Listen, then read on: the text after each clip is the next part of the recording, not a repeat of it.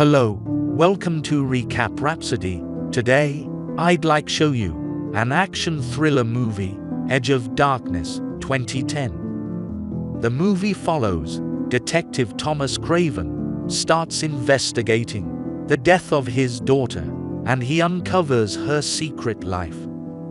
In the process, he also discovers a large cover-up of corporate and government corruption. By moonlight, 3 bodies float to the surface of the western Massachusetts stretch of the Connecticut River. At South Station, Boston, police homicide detective Thomas Craven picks up his daughter, Emma, coming home to visit. She vomits while getting into the car. At home, as Craven prepares dinner, Emma's nose starts to bleed. She vomits again and becomes frantic, saying that she needs to see a doctor and tell Craven something. On their home's porch, as they hurriedly leave to go to the hospital, a masked gunman below yells, "Craven," and then fires simultaneous shotgun blasts at Emma before escaping. She dies in her father's arms. After identifying the body at the medical examiner's office, he takes a sample of Emma's hair as a memento. Then, though everyone assumes Craven was the gunman's target, when he finds Emma had a pistol in her nightstand, he starts to suspect that possibly Emma was the intended target. At the police station, he checks the gun's ownership and finds that it belongs to her boyfriend, David. David is living in fear of a company called Northmore, where Emma worked. She discovered that Northmore, a research and development facility under contract to the US government, was secretly manufacturing nuclear weapons using foreign material and foreign specifications. The weapons were intended to be traced to foreign nations if they were used as dirty bombs. Craven incidentally discovers Emma's hair sample is radioactive.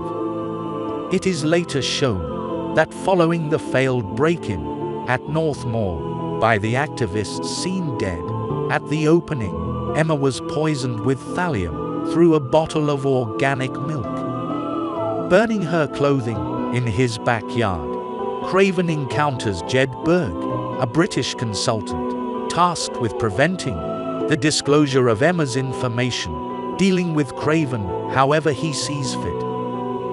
Jed Berg takes a liking to Craven, leaving him to investigate. Craven repeatedly imagines he hears and sees his daughter, even having short conversations and interactions with her. Craven has several encounters with Northmore agents.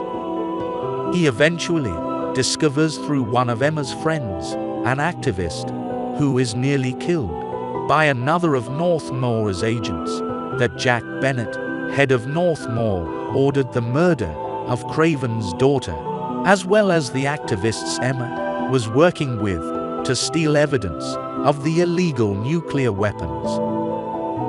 Northmore personnel kill a hitman mocked as a fall guy after he is set up for killing Emma. Craven confronts lawyer and Massachusetts U.S. Senator Jim Pine, contacted earlier by Emma, revealing that Craven knows almost everything that happened.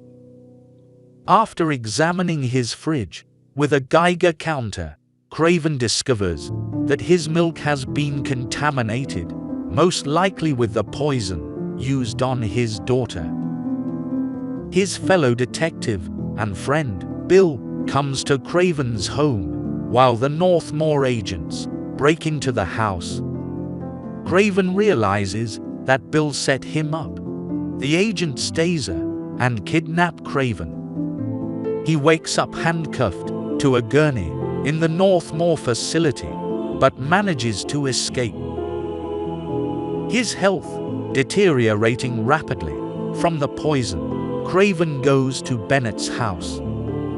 He kills the Northmore agents, first ordering one at gunpoint to scream the name Craven, identifying him as Emma's killer.